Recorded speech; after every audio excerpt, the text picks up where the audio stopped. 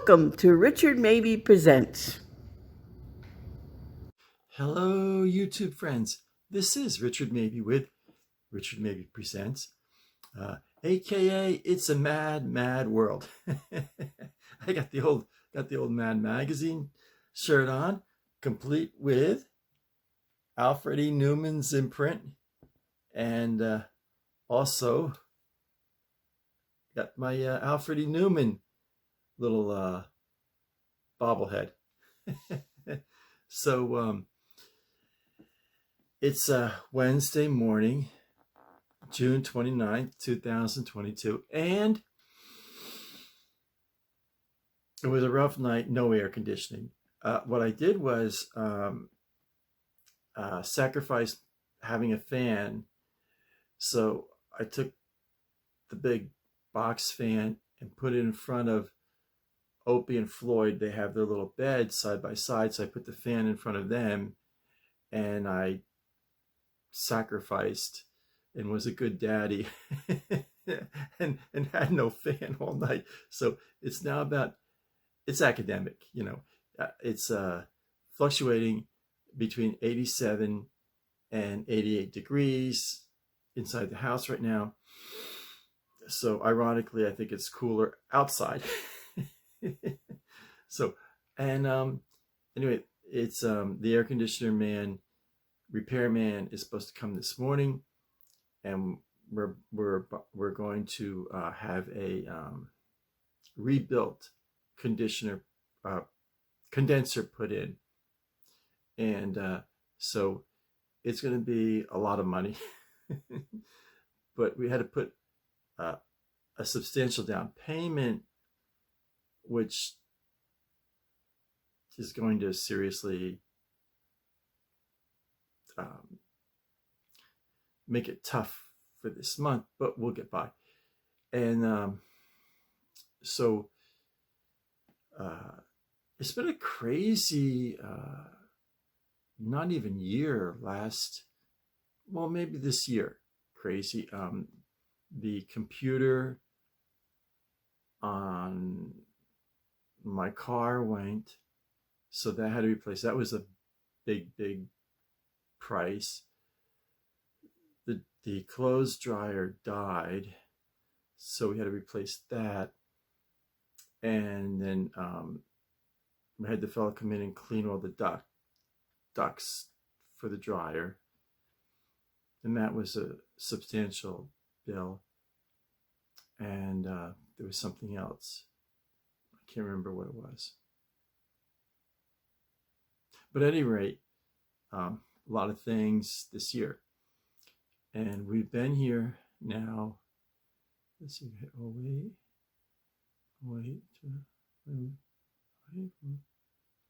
14 years. And it seems the magical number, used magical in the most loosest terms, 14 and 15 years, everything starts to go. And the refrigerator, you can sort of intuitively feel that it's hanging on its last thread, just little things. So it's tough, it's tough.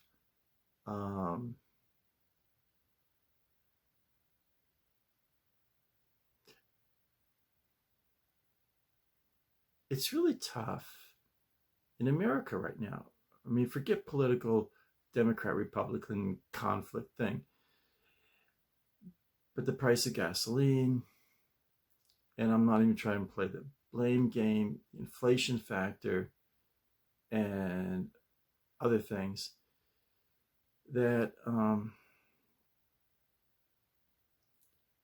it's tough. I remember every 3 months. So yeah, every 3 months you get a quarterly. When I was working at AT&T, you would get this quarterly how things look for your retirement. And I said, well wow, hey, I'm going to be with Social Security, I'm going to be in great shape. And then the one thing that I didn't consider, the inflation rate was going to be so absurdly high. And I mean the real inflation. I'm talking gasoline, eggs, butter, milk, comic books, the essentials. I remember, Mad Magazine when I was a kid was a quarter, and don't quote me. I think it's a regular Mad Magazine now is, I think, $6 or $7. So use my Mad Magazine for my criterion for inflation. It's tough. It's really tough. I I think it's tougher now. My father retired in June of 1989, and it was tough in its own way, but I think it's tougher now. Or maybe it just seems tougher, but you and what happens is I'm 68 now, so your body, your anatomy and physiology, it's not that you're necessarily sick, it's just that your body begins to break down. And age prejudice is real. Age prejudice is real. If you're watching this and you're 32 years old and you think I'm crazy, I'm telling you the truth. Age prejudice is real, and I've encountered it. Not some subtle, intuitive thing. I mean, I've had going for interviews and they come around, well, at your age, are you going to be able to do this? At your age. Well, they can't ask you your age, but sometimes they do. But they can ask you when you graduated high school. So anybody with any common sense can figure out, when you graduate. I graduated in June of 1971, so you're about 17, 18 years old, and just do the simple math. But it's really tough, and I had worked as security officer, a gate guard, for about 8 years, and I had like these really ugly, grotesque varicose veins and a heart problem. But so my doctor said, well, that's not really a good thing to do. So you think, okay, I'll go to Walmart and bring carriages in. But it used to be you could bring in, I remember when I was in college working at the A&P, and every so often you have to go out and get the carriages. And if you brought in 6 or 7 carriages, you got an attaboy, they're ready to put a little plaque up, employee of the month. And now they got these bizarre Twilight Zone systems where the poor the man or woman is pushing in, or the one the carriage that you're holding on to is motorized or something. So they're bringing in like 30 carts at one time. Almost hitting cars and almost hitting people. So everything's changed. And I think that there's a point where a person says, okay, I'm not going to say anything about this very specific issue. And then with the air conditioning going last night, I said, it was kind of like the proverbial last straw.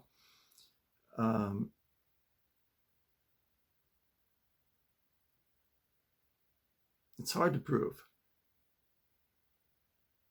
But if you live in the villages, 438 Tangerine Lane, next line, the Villages, Florida, and say you need to get your refrigerator fixed. Well, you say you live in Fruitland Park. That's a little town that's nearby me. So if you said, I live at 1207 Orange Grove Lane, Fruitland Park, and the fellow comes out, and you have a ranch home, you get charged this amount of money to fix the refrigerator. And then the same problem is with the refrigerator for somebody that lives at 307 Tangerine Lane, next line, The Villages, Florida. They get charged, they may, so I don't get sued, they may get charged 10 to 20% more. And I have like in between hold on, I'll be right back. Opie's calling me. Be right back. So I'm back. Opie is beside himself. Both Opie and Floyd have been very good about all of this. And little Opie doesn't understand. Well, neither does Floyd, why it's so warm in the house. So just now, he came into my room, so I picked him up and I brought him back into the living room, where I've got the big square fan in front of their little beds. So I put him back into the little bed, and I don't know if he's back. He really just doesn't understand. He's right here. So he doesn't really understand. Here, Hope. Come here, Hope. He's right here. He's a little camera shy anymore. He used to be quite a ham, but he's gotten very quiet. He's there on my desk. He jumped off the desk and he's off. Hopefully, it's a funny thing. I brought him back to his little bed. I came back, and on my bookshelf, I have one of my Mad magazines. And what I do is I put the issue number, the month and date, the assessment of the condition, and then the book value of it. So it's just so. I did a previous YouTube episode about this issue. It's one of my favorite issues of Mad magazine from October 1965. I had just started 7th grade. Mad magazine was 30 cents. It had just, in 1965, it had just jumped up from a quarter to 30 cents, and that threw every 12-year-old kid's economy off, because most of my buddies got a quarter a week allowance. So, hey, I need another nickel. There was no state tax back then. And I think there was definitely no state tax on magazines and newspapers. It's a great issue. So anyway, going back to the air conditioning, or whatever it is, refrigerator breaks down, the stove breaks down, you need to get your house power washed. And I actually have talked to people that are in these different businesses, and they'll say, off the record, conversational tone, between you, me, and the lamppost kind of thing, that yes, they do charge more. So like if you live in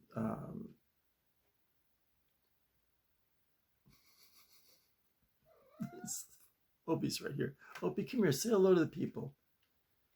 he really doesn't understand. I feel so sorry for him. But the air conditioning man, repairman, is going to be here this morning sometime. Put the condenser in, and we'll be in good shape. I've got the fan set up for him, and he's just, I fed him, and every so I take a washcloth and put cold water, soak it with cold water, and just sort of put the washcloth, rub it on his back to kind of cool him off. I really feel sorry for them. I sacrificed having a fan last night so the cats could have a fan, that kind of thing. So anyway, yes, I've had people that repair refrigerators and stoves and that kind of thing, and people that do home repairs and things. And well, for my days of being a gate guard, and I used to, especially working the 6 p.m. to midnight shift, a lot of these small little businesses, little repair type things, and home repair chaps. After you get to know them a little bit, you see them about a dozen times going by your gatehouse, and there's not a lot of traffic, and they'll shoot the breeze with you. And they will admit, yeah, you guys are wealthy, you guys are rich, you guys got all the money. And it's not necessarily true. I mean, there's a big percentage of people that, light their cigar in the villages, that light their cigars with $50 bills. But there's an entire segment, I'm going to say, from different clubs I belong to, working as a security guard, and talking to people in my neighborhood, that I'm going to say 20% of the people in the villages, maybe 25%, are now living paycheck to paycheck. They sell their house in New Jersey, Connecticut, New York, Michigan. Then they have a lot of money, and they come down here and they buy a house. So they say they have a decent pension, Social Security, and they sold their house in New Jersey for $500,000. They bought a house down here for $300,000, but then they do some yard work, landscaping, and maybe they put new counter shelves in, and different things. So they end up with $100,000. They say, "Oh, we're good," but then they track back and forth to Jersey, coming back and forth, and that kind of thing. And for some reason, money goes. And the thing is, like, you come to the villages and you think you're on vacation 24/7, 365 days a week. So maybe your first year or two here, you go out to eat more than you should. And I just, observation from people in the neighborhood and that kind of thing. I mean, I remember we came here in 2008, and not that we went out to eat a lot, maybe once or twice a week, but every time we go to a restaurant or one of the country clubs, see a lot of the neighbors in those same restaurants and that kind of thing. And they had these little things where on Wednesday lunchtime, all the men go to one of the country clubs, and all the ladies go their way to one of the restaurants. And that has totally ceased.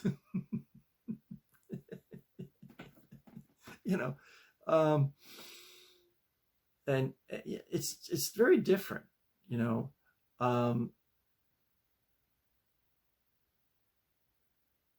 I would say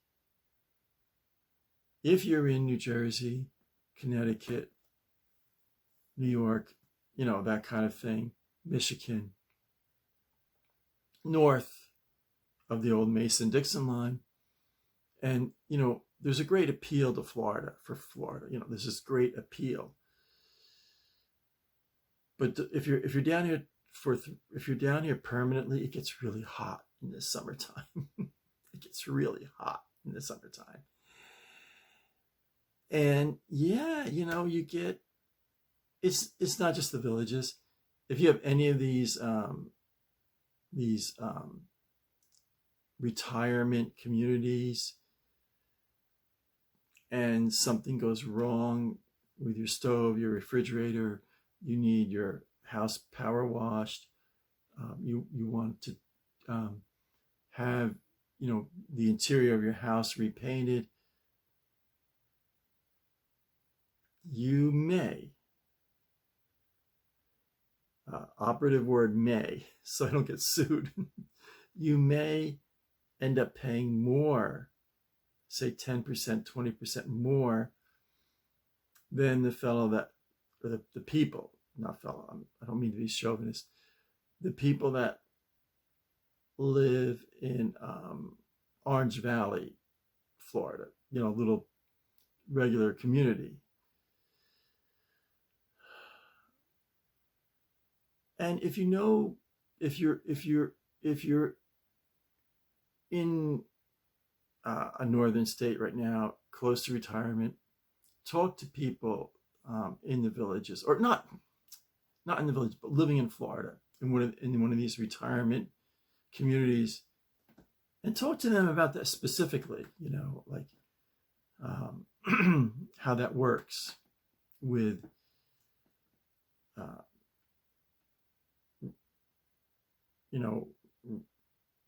repair people, home repair.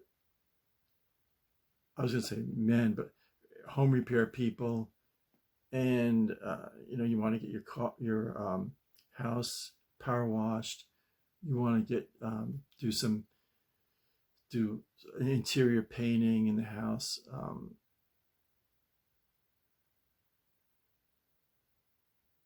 I've talked to enough people in this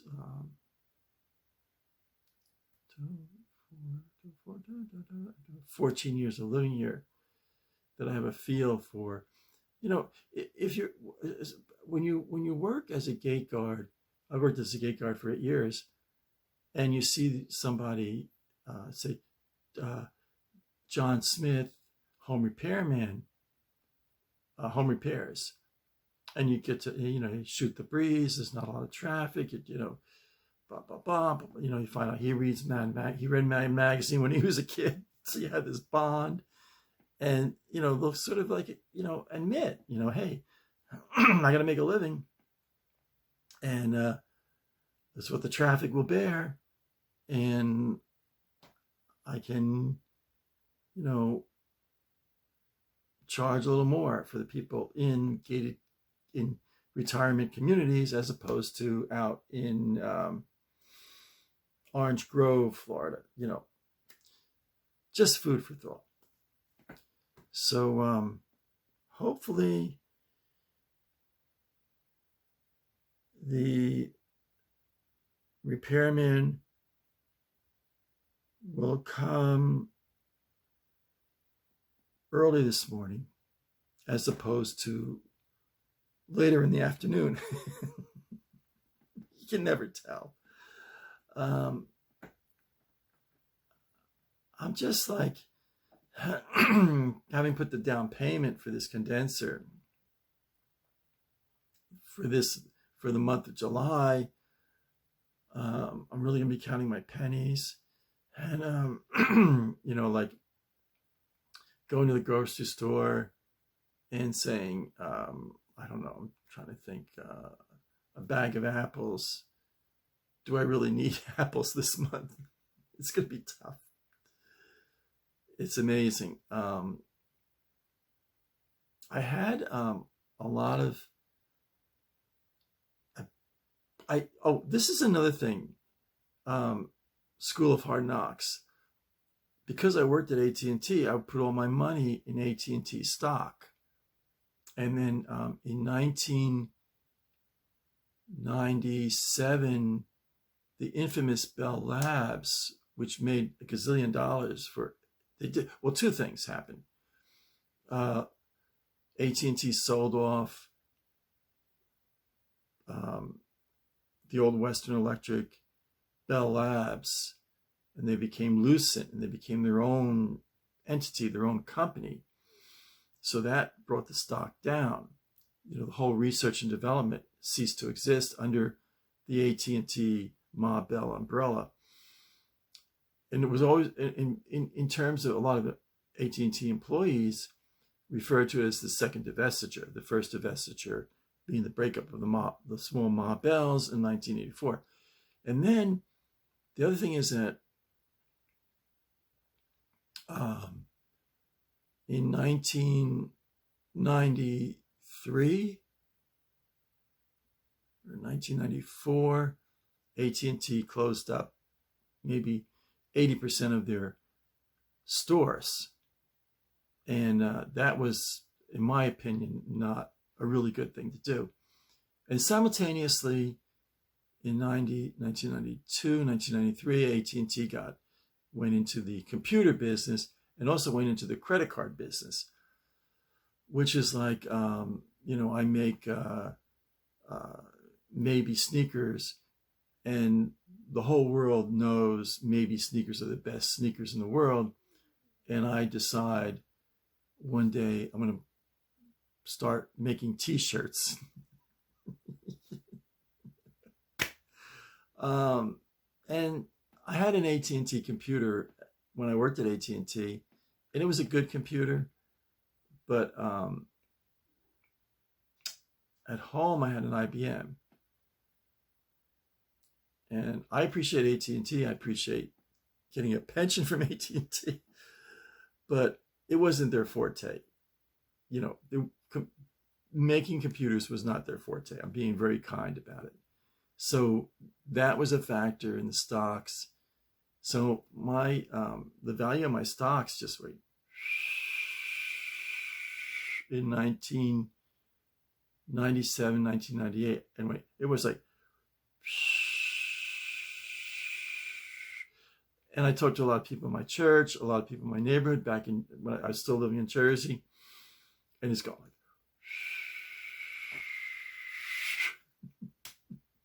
I said, oh no. So I sold my AT&T stock, took a beating on it. And I don't know, I don't follow the stock market. I probably was not the smartest thing to do, but I was, look at this guy. Look at this guy.